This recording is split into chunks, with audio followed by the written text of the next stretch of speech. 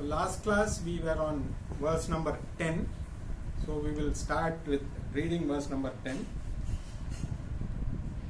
Saha yagya praja srishtva purovacha prajapatihi anena pravishyastheyam vamesha vostishta kama dukha. So in this verse Krishna told Arjuna that when Brahmaji created this universe, he created yajna also as part of that. Which means, here yajna means karma yoga as we know. And when it was created, the yajna was also, when the world was created, Brahmaji also created the yajna. And Brahmaji's wish was that by using this yajna,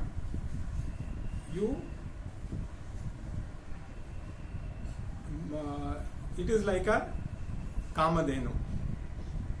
You do this yajna and fulfill your wishes. May you prosper by this yajna. So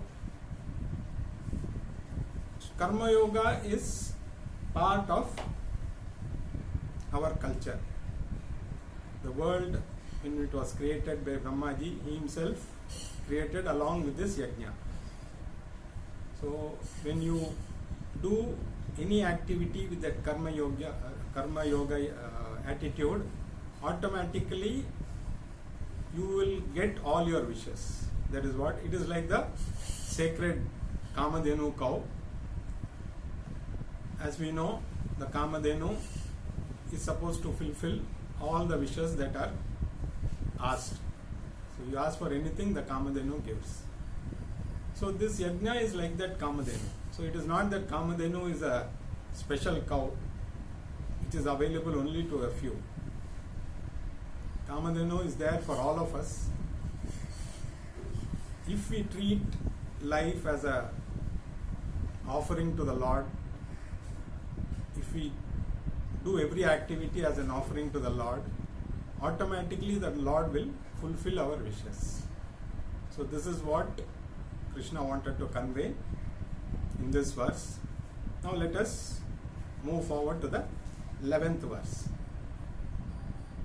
Devan bhavayatanena te deva bhavayantu vaha parasparam bhavayantaha shreya parama vapsyatha. So here we are looking at yajna.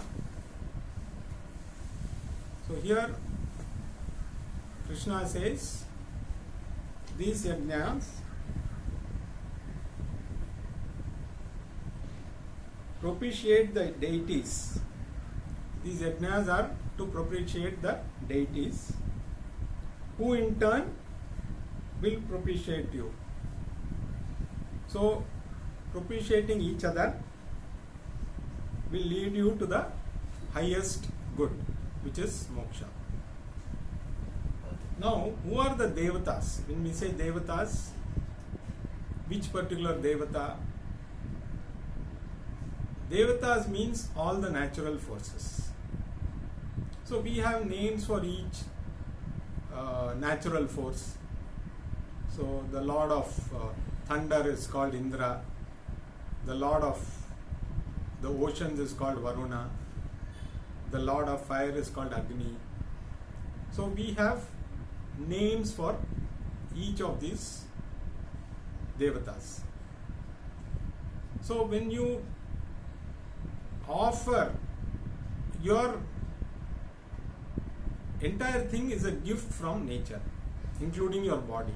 First we should understand that everything is a gift of nature, whether it is the body, the food that we get to sustain this body, everything that happens around is a gift from nature. And this is the cycle of this is maintained by propitiating the natural forces. It is an acknowledgement that when you receive a gift, you say thanks. Otherwise, you are ungrateful. So, how do you say thanks? By propitiating the deities who are responsible for giving you this gift, without whom you cannot live in the world. So, all the natural forces are required for us to sustain in this world. People may think, okay, I sow the seed, I take care of the plant. So where is the natural force involved in this? You will discover that even if you do all these things, sometimes the result may not be what you have in mind. You have done everything right, there could be a famine, there could be a flood, so all your efforts will go waste. How does this balance maintain? By propitiating the respective devatas or the natural forces. So it is a sort of an understanding between us and the natural forces. In modern science, we talk about conquering nature. Modern science talks about conquering nature. Conquering means you try and make, if you conquer somebody, you take that person as your slave and you expect that person to do what you want him to do. Nature is not our enemy. Nature is our friend. So we should treat it like a friend. So here it is a give and take. The give is only as a offering for being grateful. You offer something because of gratitude. It is not that these devatas are waiting for your food. You prepare something and offer it to them and they come and start eating that. No, it doesn't happen that way. Of course, they take the subtle part. Not that you offer one laddu and you will see one small piece of laddu missing in the after offering, when you take it. It is not that the devatas are physically eating.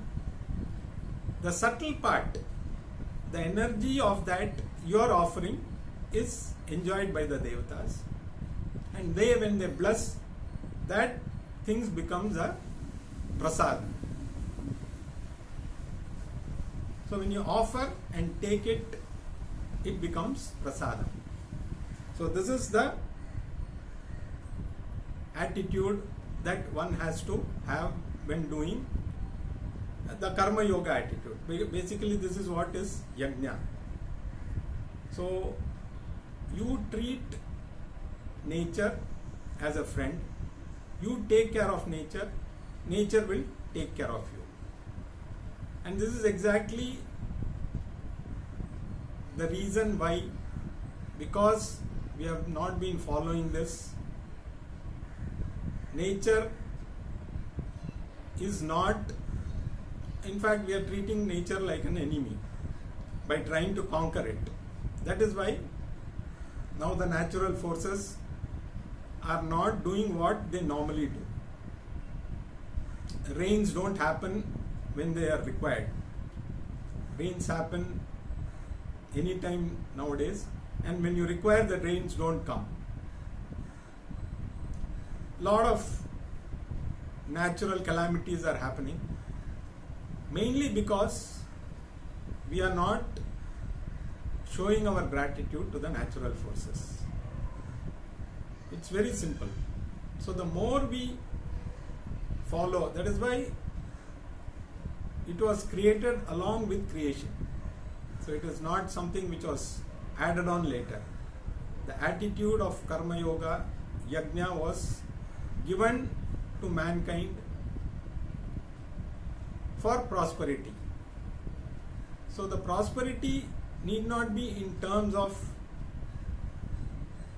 it can be both fulfilling your materialistic desires as well as spiritual desires. It is not that prosperity it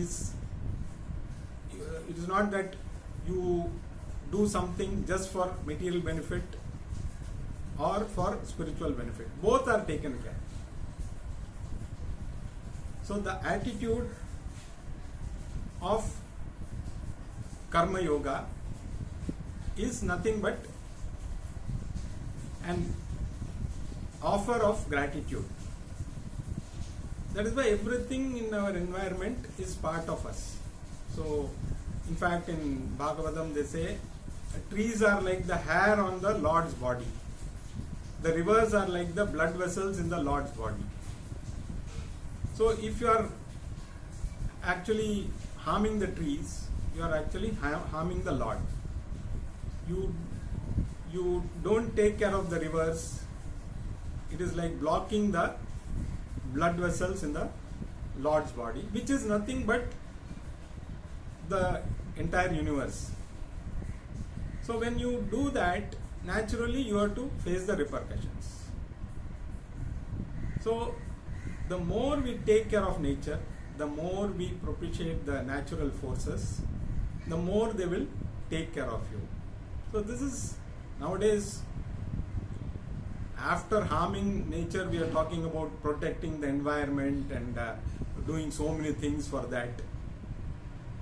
It is there in our this thing itself. You do it naturally. You don't have to do separate environment protection. It is there. So don't try and conquer nature by trying to do things which are going against it.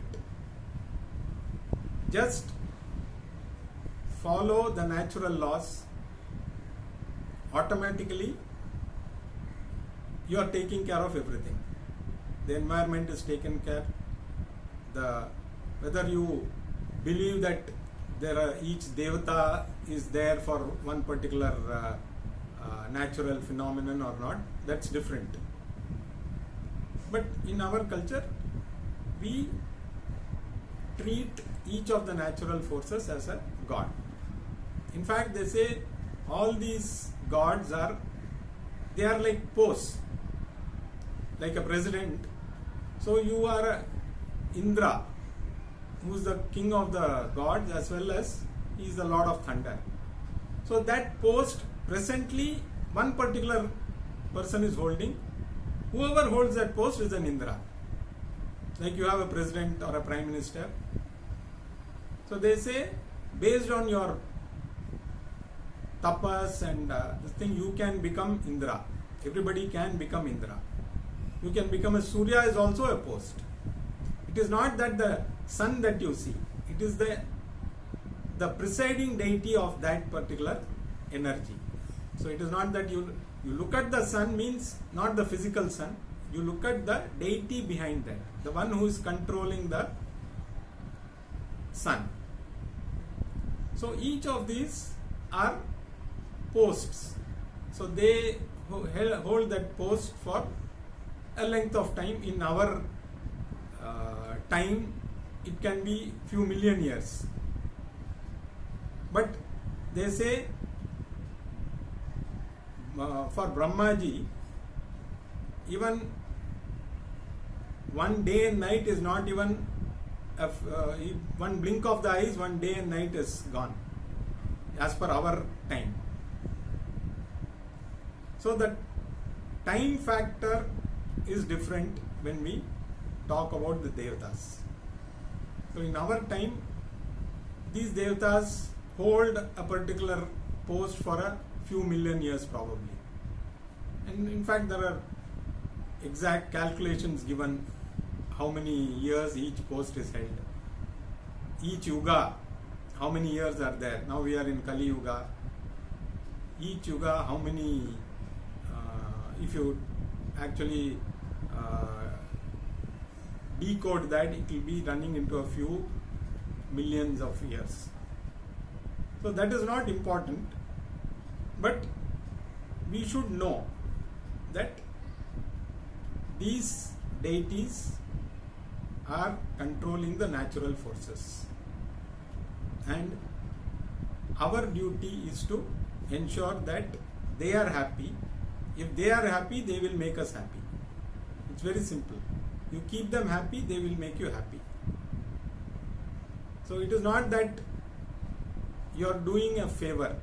You are just showing your gratitude, and by showing your gratitude, they are not expecting you to shower them with gifts. Your gift is just following the natural laws is a gift to them. Ensure that you don't go against the natural laws itself is a gift to them. So you just need to follow the natural laws. Show your gratitude by offering whatever you have to the deities, and then partake that. It becomes good. It becomes a blessing to us. So this is how we should look at protecting nature, not after destroying it, then trying and doing something to, environment protection, ozone layer, you do this, you carbon footprint, all these things sound very good.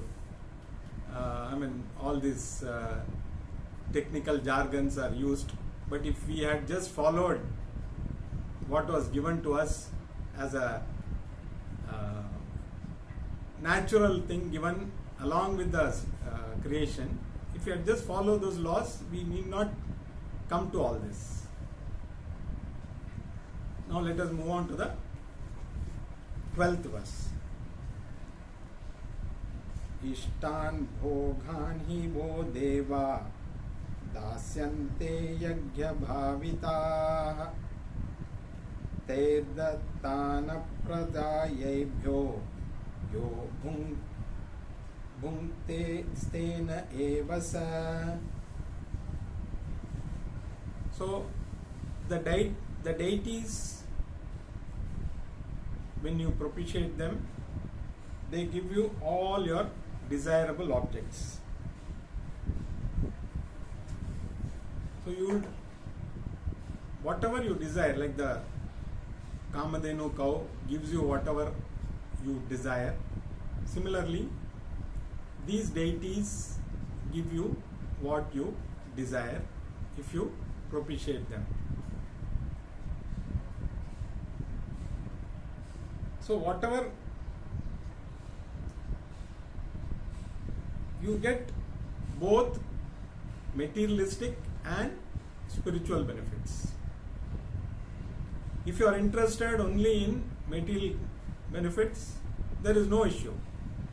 You do karma yoga, whatever material benefits accrue to you, enjoy them. Somebody says, I am not interested in moksha, I want to have a good life. Absolutely, there is no problem. You live as per the laws of nature. You do what is necessary. You propitiate the gods or the devatas, and they will take care of all your materialistic needs also. Because everything materialistic again comes from, because only when there is rain, the greenery will happen, the food will be produced. Only through food you can sustain yourself. Everything in nature is available for us to enjoy as long as we don't abuse it. That is why even now we have just had Navaratri. We acknowledge even the inanimate objects also. We acknowledge the role played by our vehicles, our tools, all the people who, whether it's a carpenter or any other goldsmith or blacksmith, everybody, they worship their tools on this. They call it Vishwakarma Puja. So all the objects that we use for our daily livelihood, those are worshipped. So we see a part of nature in everything. So it is not just the living beings, even these are part of our lives. And whatever we discover, so today we are able to sit in different places and still attend a class. It is a marvel. People can say it is man-made. Man cannot make anything unless it is part of nature. If such a something which is not possible in nature cannot be discovered by man. The only thing is, if we use it for our selfish means without acknowledging nature, then we need to face the consequences. It is as simple as that. If you go within the laws of nature, because everything falls in the laws of nature, you cannot find something which is outside this nature, which is not falling outside the scope of nature. So whatever today science is discovering is nothing which is not part of nature. You have a speaker, the sound you are able to enhance the sound. If it was not possible in nature, it could not have been discovered. Similarly, each and everything that you see, if it was not possible in nature, it could not have been discovered or found out by humans. So all that we have, all that we see is part of nature, and everything is a gift of nature. So whatever we do, we are only discovering what is already there in there. It is not that gravitational laws were discovered by human beings. So Newton sat under the tree and then only the laws of gravitation were born at that time. It was always there. He just discovered, or whether he discovered or not, it's always there in our Shastras. It is nothing new. Only thing, in our Sanatana Dharma, we don't document everything. We accept that whatever is there, it is part of nature. You don't need to document it. While the Western society, they document each and everything. So they are able to claim things which are already there in our. So they put their label and show that they discovered all these things. These things were already there. You go into our Shastras, everything that is to be known. So like Mahabharata, how did Dhritarashtra see the war, or how did Sanjaya? Dhritarashtra only was listening to the commentary. So how did Sanjaya see? Now today television is there. We say, how is it possible? Those days there was no television. So we assume that we are far ahead, but maybe the technology those days was probably ahead of us. So all those things which we understand or read in Ramayana or Mahabharata, which we feel is sort of story. How can there be? How did Hanuman jump across the ocean? So many things we assume that okay, these are all stories which are true. We assume that today we are technologically so advanced that those people must have been very, very backward. Only when all of us must have existed in that age also. Only thing we don't remember. Otherwise we would know how those things happened at that time. Same thing in future, if they discover even more advanced things, whatever we think is modern now will become primitive for them. And each yuga, there will be a particular set of things which would have happened at that time. But now it may sound a little far-fetched. So, science only helps us discover things which natural laws already have. You cannot go beyond that and discover something. So like science also says, matter can never be created nor destroyed. So you cannot create anything new, nor you cannot destroy whatever is already there. You can only change it from one form to another. So that is how the natural laws are. So the more you follow the natural laws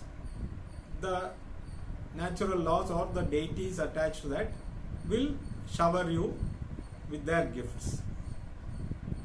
The one who doesn't do that is going to accrue papam.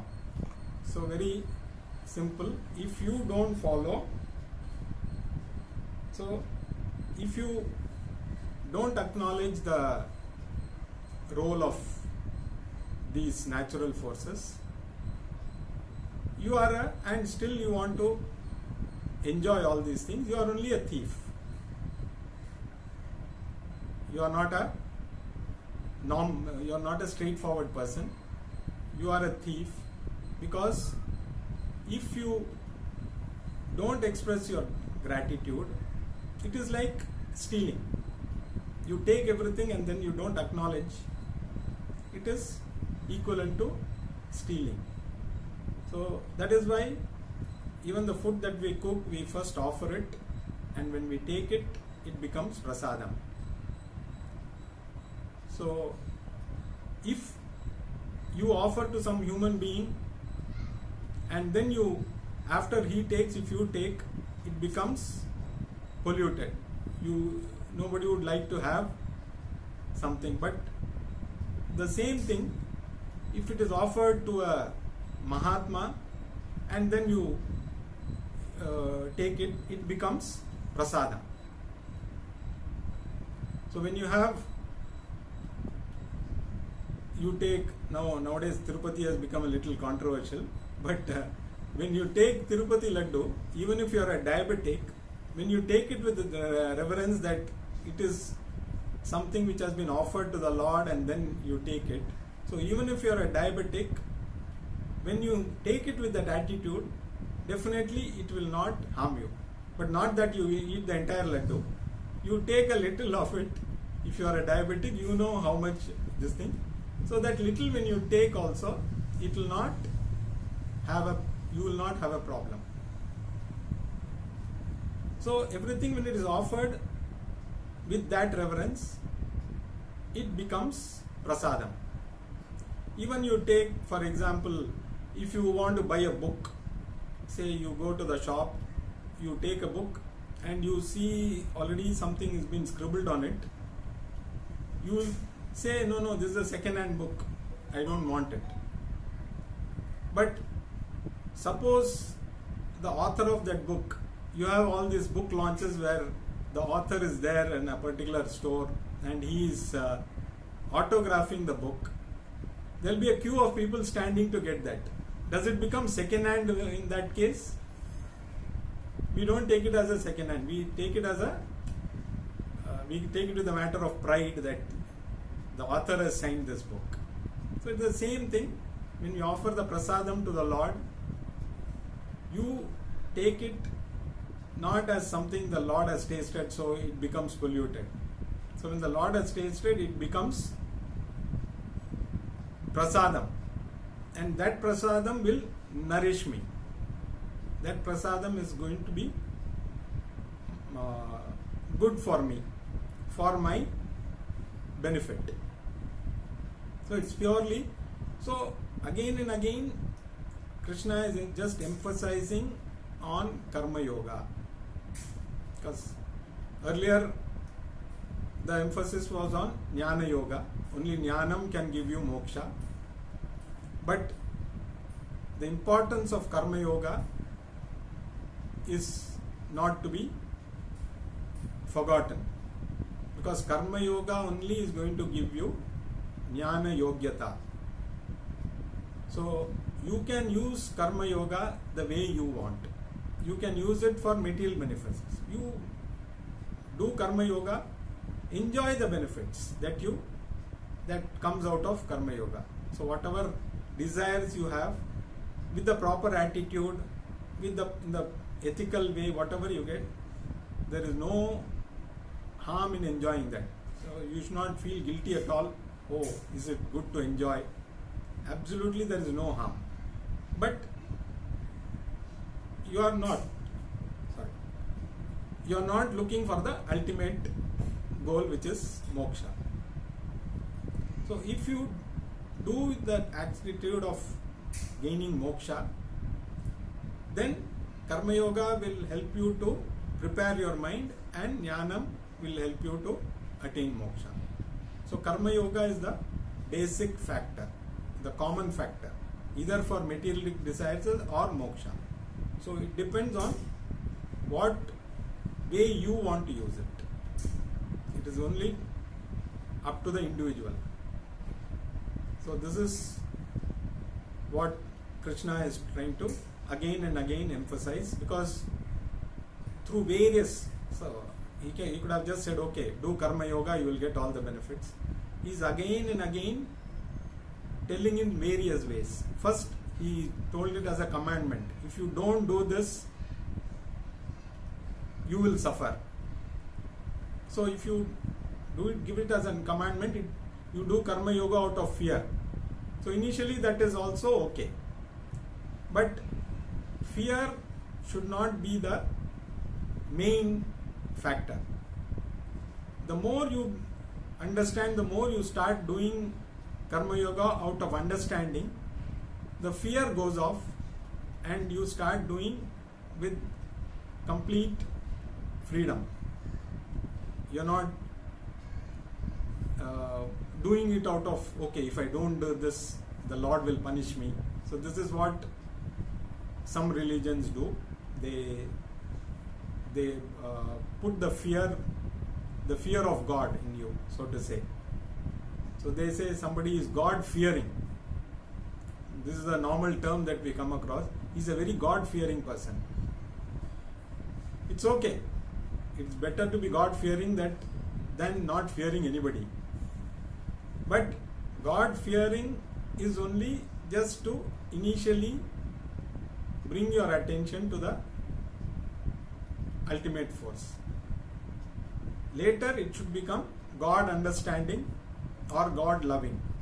So that will happen only when you understand more and more about what is God. So the more you understand, the more you will start loving, the more you will start understanding, which ultimately leads to harmony. So natural laws, when you follow, it leads to harmony. When you are in harmony with nature, everything will be fine. The body will be fine, the mind will be fine. If you go against nature, you may get a lot of materialistic benefits, but neither you will have all kinds of physical problems and all kinds of mental problems also. Your mind will not be at peace. Your body, you have everything that you want, but you are not able to enjoy because your body is not in harmony with nature. So by propitiating the devatas, you bring harmony both in your physical and mental aspects, which ultimately leads to, if you want moksha, which is the ultimate goal, it will prepare the ground for that. So this is what again and again Krishna is emphasizing by glorifying karma yoga. We'll look more into the same in the next class.